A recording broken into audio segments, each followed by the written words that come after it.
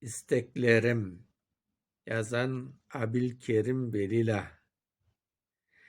İster edim milletinin dağılmayıp birleşkenin, aziz vatan toprağında bir kalmayıp yerleşkenin, bir yakadan baş çıkarıp vatan için küreşkenin, ecdadının yurdunda serbestlikке erişkenin, birbirinden utanmayıp öz tilinde laf etkenin, kartlarımız seçken yoldan gençlerimiz ketkenin, hareketine devam edip maksadına yetkenin. Eğer bir tutkan küreşimiz neticeli bitkenin, beğenmem iç savaş iştep günahlarga batkanını, halk gayesin red ederek hep kenarga atkanı, benim üyüm kenarda dep ayak sozup yatkanı,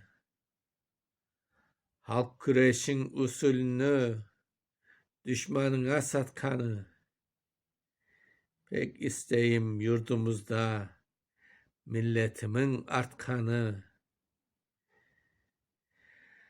istemeyim er sözün arkasına tartkanı, beğenirim milletime iyi işler yapkanı, öz halkının paylaşkanı, helallikken tapkanı,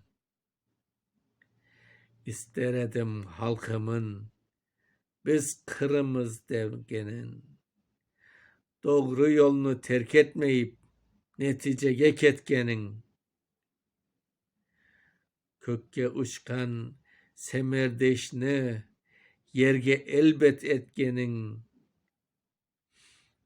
avam halkını doğru yola kaytmasını bilgenin, arzulayım milletimin ayakka tez turganın, Kırım halkı vatanında milli devlet kurganın, karşısına düşman çıksa onu derhal urganın,